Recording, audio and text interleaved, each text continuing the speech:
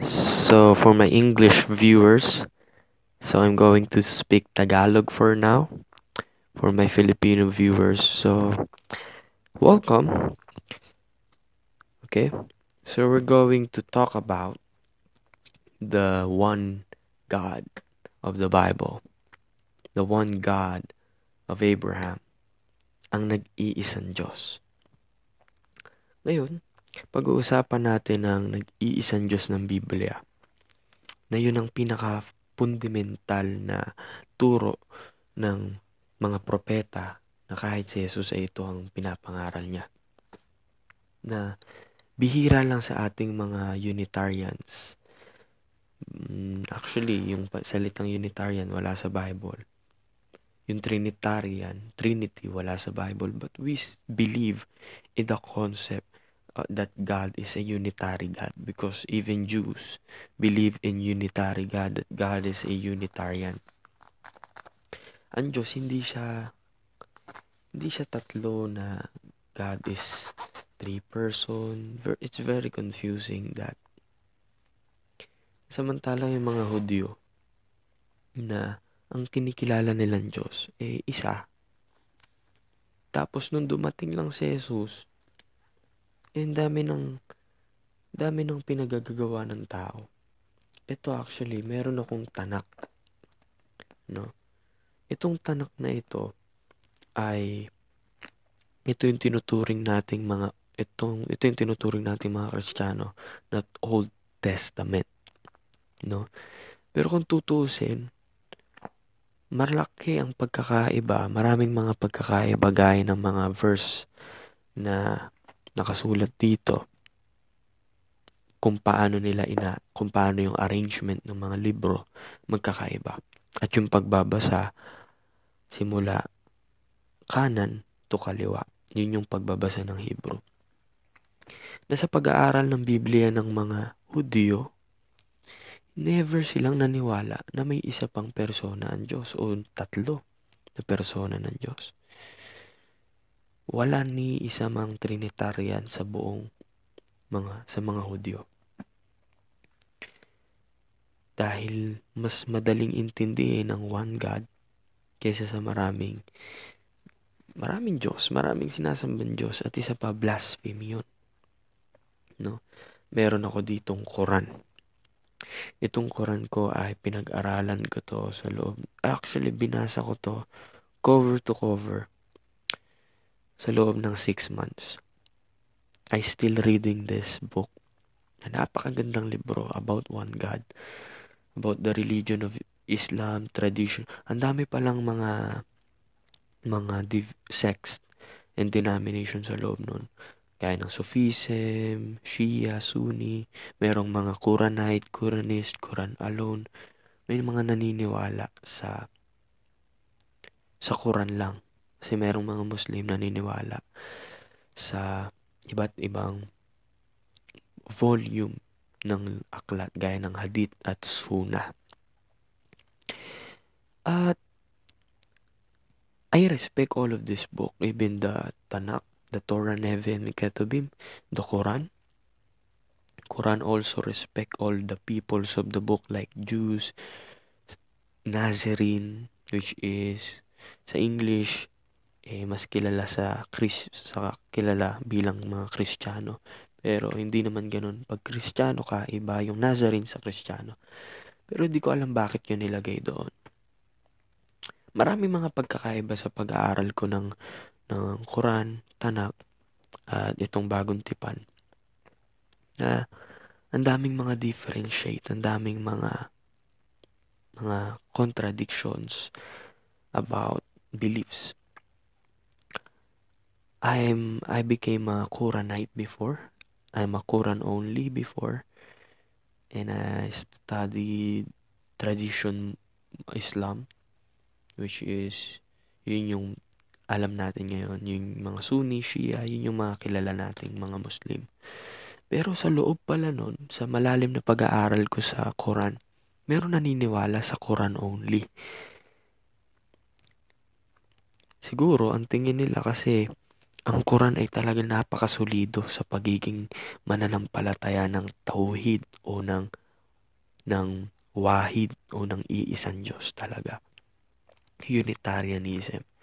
Which is, ayun yung napaka nagustuhan ng mga Kristiyano. Kaya sila naging Quranista o Quranite Muslim. Na itong channel na to is a channel of studying scriptures. I don't care kung magpaiba-iba ako. Makita ko lang ang katotohanan. Yun lang ang gusto ko. Kung maging Kristiyano ako ngayon, tapos mamaya maging Muslim ulit ako, maging Hudyo ako, I don't care. I'm studying scriptures and God will see my heart. Makikita ng Diyos ang laman ng puso ko na itong taong to, hinahanap ako. Na balang araw ipapakita ko sa Kanya ang katotohanan. Na hindi lang basta sa utak, sa isip, kundi pati sa puso at kapahingahan ng kaluluwa. Ngayon, sa pananampalataya ko ngayon, may latest update about my faith is the New Testament. I believe in the New Testament because it's a book of love. It's a book of conscience. Walang masyadong traditional dito sa libro na ito. Samantalang sa Judaism, maraming mga traditional. Maraming dapat mong sundin ng buong kautusan. Dapat mong wala kang ibabawas, wala kang ikukulang. Ganun sa Quran naman, bawal kang kumain ng baboy, bawal yung mga halal. Dapat mga halal lang kinakain mo. Yung haram, yun yung mga bawal. No? Halal, ibig sabihin approve. Ibig sabihin pwede, ritually good. Pwede siyang gawin. Islamic approve. Sa haram, bawal, yung mga bawal gawin. Dito naman sa New Testament, hindi ko to pinili.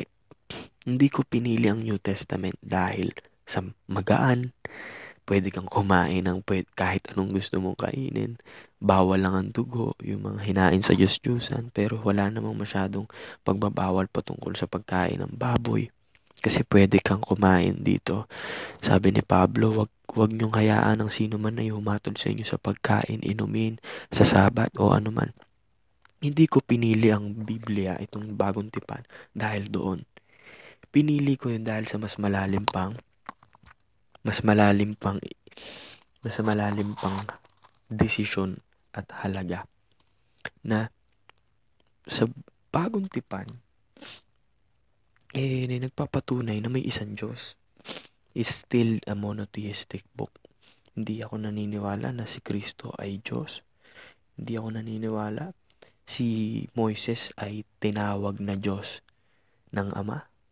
Si Kristo ay tinawag na Diyos ng Ama. Pero hindi ibig sabihin tatawagin ko siyang Diyos. No?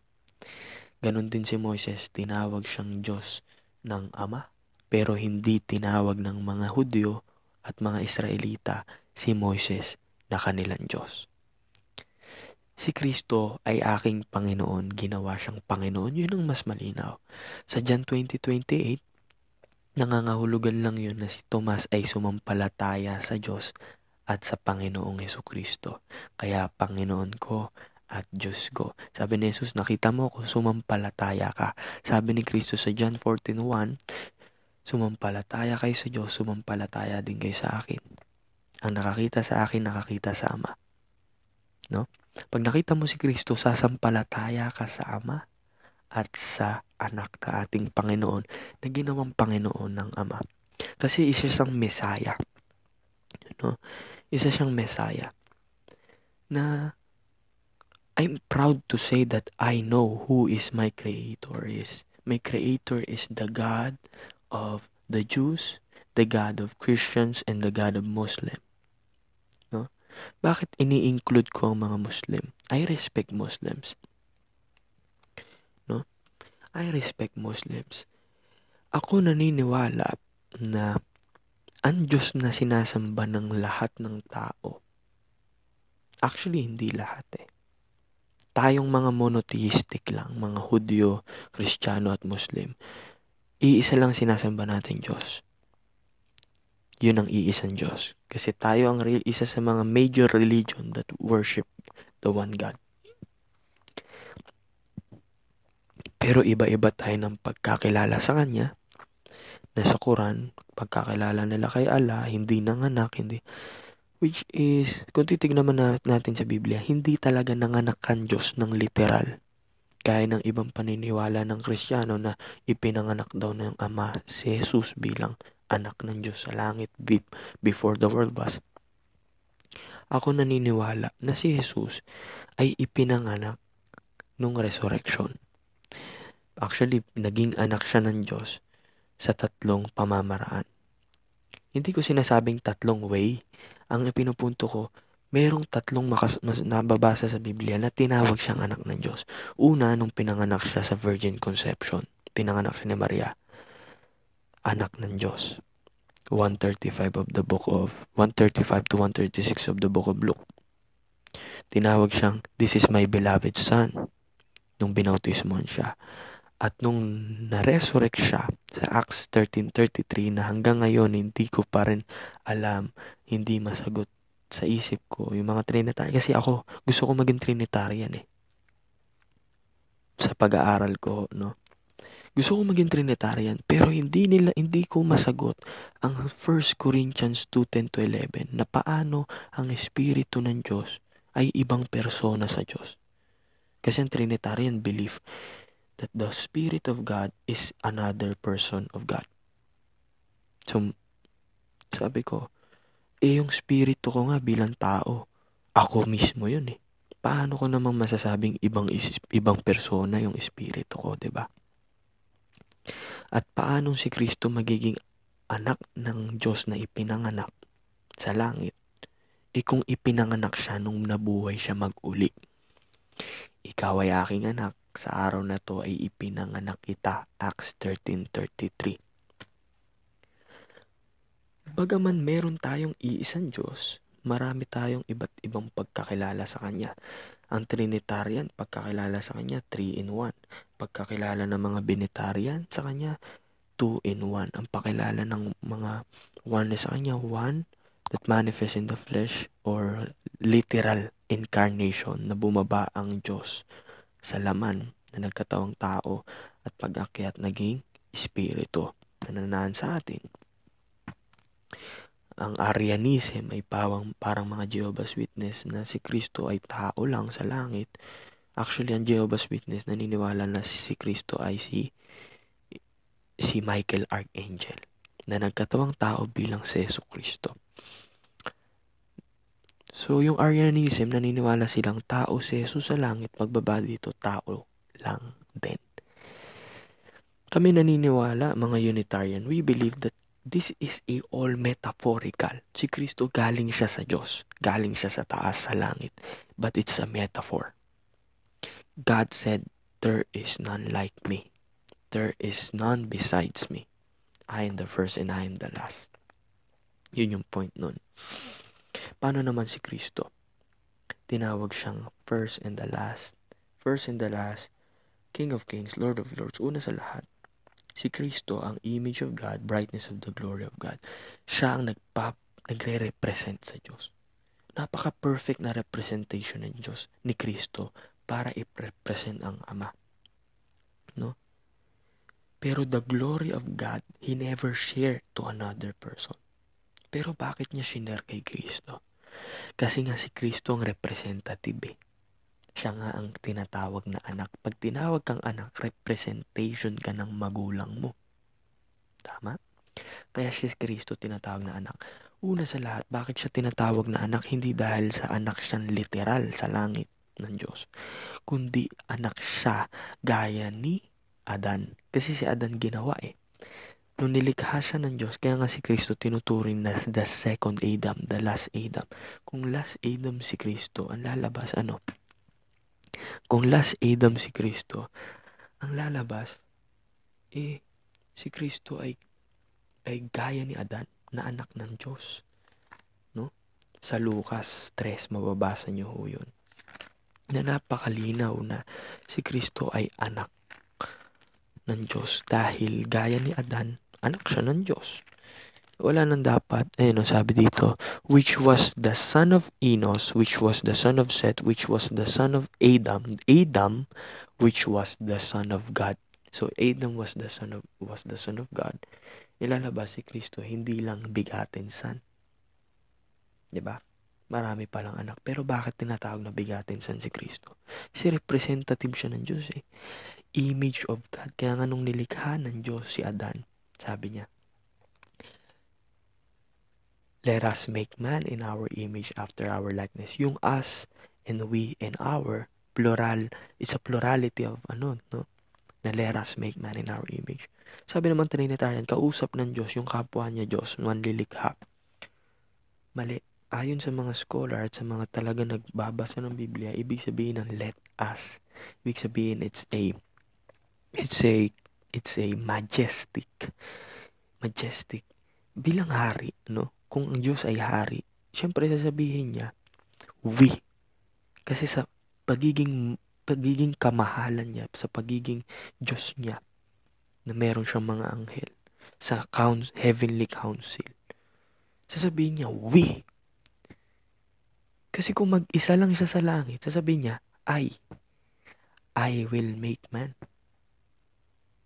Bakit niya pa sinabing, ba't niya pa sasabihin ay kung wala siyang kausap? Siyempre may kausap siya, pero hindi kapwa creator. 44:24 of the book of Isaiah. I made by myself. God is the creator by himself. Wala siyang kapwa creator. Magugulo tayo niyan. At I'm proud to say, pag tinanong ako ng mga Muslim, kasi ito yung mga pambanat nila sa mga Trinitariang Kristiyanong ligaw. Sorry mga Kristiyano, mahal ko kayo pero mag-aral pa tayo. Hindi ko mo 3, 2. 3 na rin sila, 3 Diyos. Hindi. Isa lang ho ang Diyos. Pag tinanong ako ng mga Muslim at mga Diyos, sino creator mo? Ang Diyos Ama. Hindi na ako mag-iisip, Ama, Anak, Espiritu Santo. Hindi ho. Ang tao ginawa sa pamamagitan ng salita. It's a metaphor of the beginning that word became flesh, and that flesh, Jesus Christ, will be the mediator of a new creation. No? Siya ho ang mediator ng new creation. Kaya kami mga Unitarian, we believe in Colossians 1. Hindi ho yan yung creation ng pasimula. That is a creation of a new beginning. Christ is the firstborn among the dead. Kaya siya tinatawag na first and the last. He was the firstborn. Kaya nga sabi niya, kaya dapat di tayo out of context magbasa mga kapatid. Kasi sabi sa Revelation 1, sabi sa 17, ganito. Sabi dito, ako ang una at ang uli, ang nabubuhay at ako'y namatay at narito ako'y nabubuhay magpakailanman. Siya'y namatay at siya ang kauna-unahang nabuhay at magpakailanman. I am the first and I am the last. He was the very good example and image representation of God. God, call him God. No? How about sa Hebrews 1? Paano naman sa Hebrews 1? Nasabi dun sa 10 na dito sa 10 to 12 na sinasabi na parang creator siya. Sabi dito sa Hebrews 1:10, ikaw Panginoon ng pasimula inilagay mo ang kinasasaligan ng lupa at ang mga langit ay mga gawa ng iyong kamay. Ay, ang Panginoon dito hindi si Kristo. I believe. Sabi kasi may word na end eh. At ikaw Panginoon. Okay? Ang nagsasalita sa context dito ay yung Ama. Sinabihan niya yung mga anghel, sambahin niyo nung sinugo na ang anak sa sanlibutan, sambahin siya ng lahat ng mga anghel. Actually, ang punto nga dyan, second coming eh. No? Sabi dito, at muli ako'y magiging kanyang ama at siya'y magiging aking anak at muli nang dinadala niya. Ibig sabihin ng muli and again. Muli niyang dinadala ang panganay sa sangkalupaan ay sinasabi, sambahin siya ng lahat ng mga anghel ng Diyos. At sinasabi niya tungkol sa mga anghel, yaong ginawa ng anghel ang kanya ang mga hangin. Diyos ang gumawa eh. Diyos ang creator, ama lang, wala. Hindi ang anak, hindi. Yun. So, sabi niya sa anak, ang iyong luklukan o Diyos ay magpakailanman. Sabi niya sa 9 na ang Diyos mo. So, yung Diyos ni Kristo ay pinahiran siya ng langis to become a Jesus Christ, to become the Messiah, the Anointed One. Ikaw, Panginoon, ng pasimulay inilagay mo ang kinasasaligan ng lupa. Ito yung Ama. Yan ang Ama. Kristo is never creator. How about Isaiah?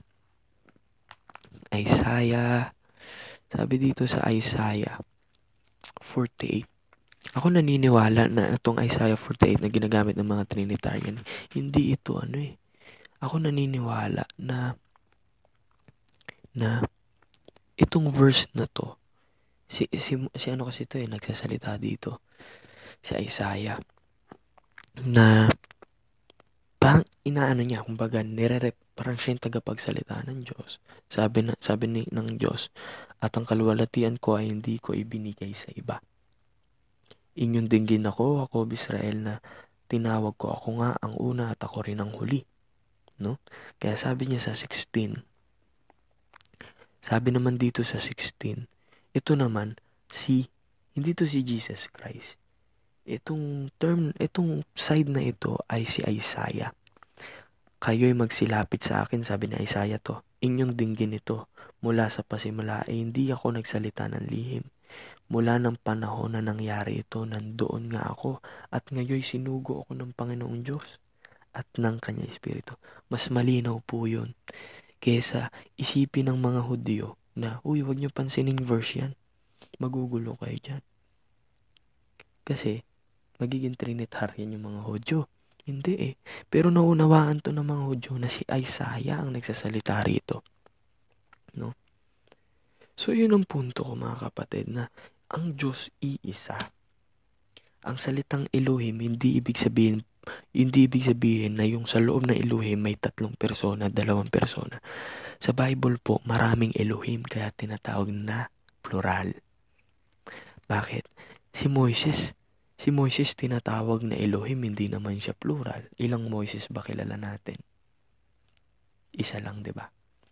So, ibig sabihin, pag ginawa siyang Diyos ng Diyos kay Paraon, isa lang ho ang Elohim. Ginawa siyang Elohim. Pero sa ganang atin, isa lang ho ang Elohim. No? Sabi ng Diyos, Deuteronomy 6:4, Shema, O Israel, our Yahweh, our Elohim is one Yahweh. No?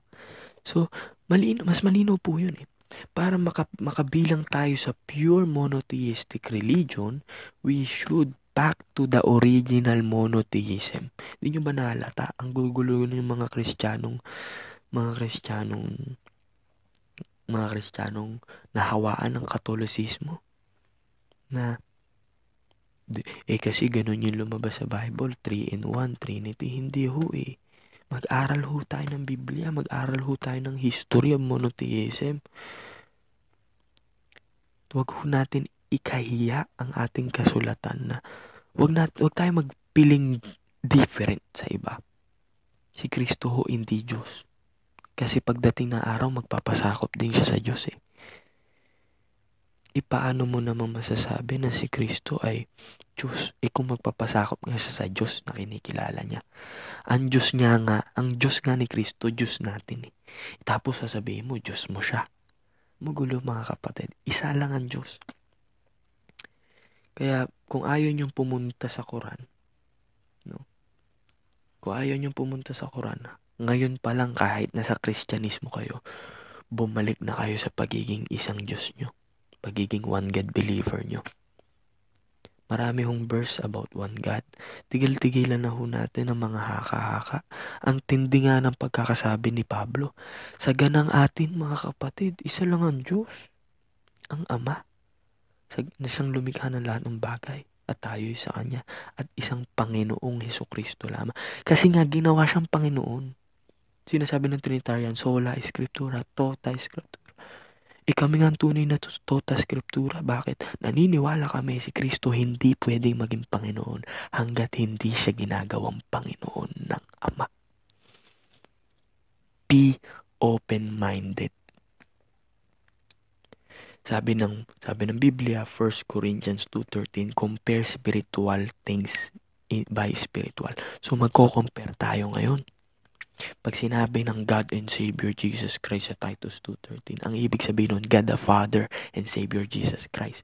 O sige, tututulan nyo ba ito mga Trinitarian sa first Timothy 2:2-3? Sabi dito sa 3, ito'y mabuti at nakalulugod sa paningin ng Diyos na ating tagapagligtas. Sinong Diyos to? Ito yung nasa verse 5 na Diyos, sapagkat may isang Diyos at may isang tagapamagitan sa Diyos at sa mga tao, ang taong si Jesucristo. Si Jesucristo ang tagapamagitan, hindi siya ang Diyos at tagapagligtas. Ginawa siyang tagapagligtas. Napakalinaw. Acts 5:31, sabi dito ganito. Acts 5:31, siya'y pinadakila ng Diyos sa kanyang kanang kamay upang maging prinsipe at tagapagligtas upang magbigay ng pagsisisi sa Israel at kapatawaran ng mga kasalanan. Napakalinaw ho. No, para magkaroon ng, ginawa siyang tagapagligtas. Sa Acts 2:36, ginawa siyang Panginoon at tagapagligtas. Hindi ho siya Diyos. Ang Diyos sa Biblia, kung si Pablo pag-uusapan, ang sabi ni Pablo, isang Diyos lamang ang Ama. Paano naman sa Isaiah 9:6? Isaiah 9:6. Sinasabi ba doon na si Kristo ay Diyos? Hindi. Ang kanyang pangalan ay tatawaging Wonderful Counselor, Mighty God, Everlasting Father, Prince of Peace. Balik tayo doon sa verse na yon. Basahin natin ang verse na yon. Ganito ang ating mababasa sabi dito ganito. Walang kamanghamanghang tagapayo, makapangyarihan Diyos, walang hanggang Ama, Pangulo ng kapayapaan.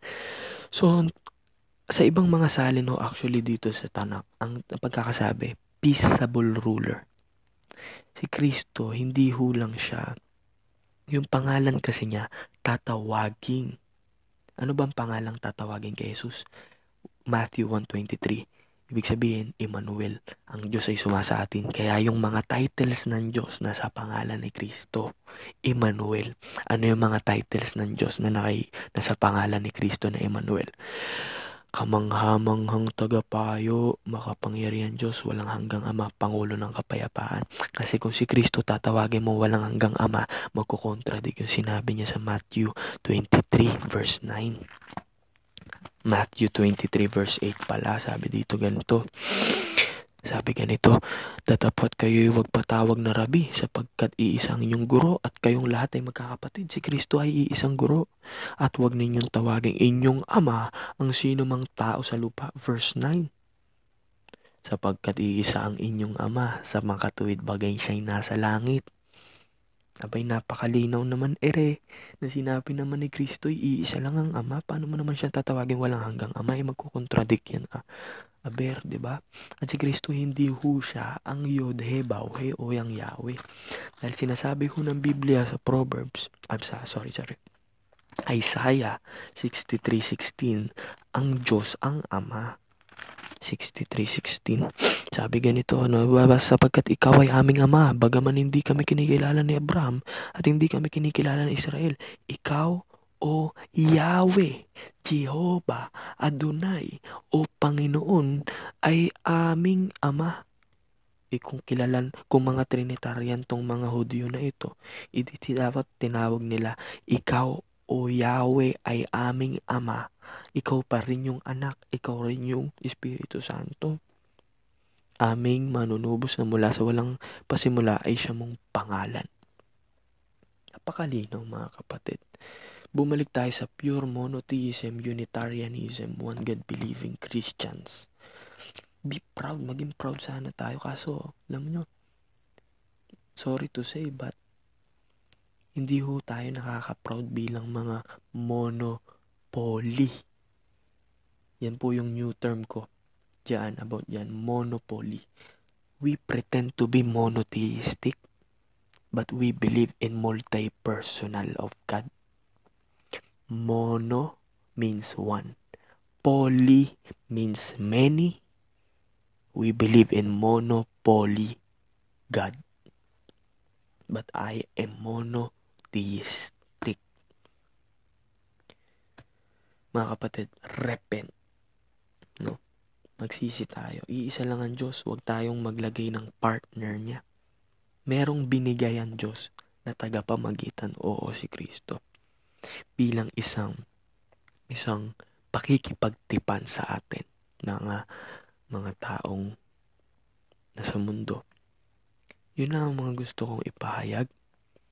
At be matured. Kami mga Unitarians, we are matured interpreting with hermeneutically the Bible. No? Maayos ho kaming umuwanawa ng Biblia. Kasi God can't contradict itself. Paano naman yung 1 John 5:20? No? Naparito ang anak ng Diyos para bigyan tayo ng pagkaunawa na tayo'y sa Kanya na totoo. Kanino? Sa Diyos Ama. Kasi kung babasahin mo yung verse 19, sabi dito, nalalaman na tayo'y sa Diyos. At ang buong sanlibutan ay nakahilig sa masama, kaya naparito ang anak ng Diyos. Sa mga katuwid bagay si Jesucristo, tuldok. Ito ang tunay na Diyos at ang buhay na walang hanggan. Sino ang tunay na Diyos?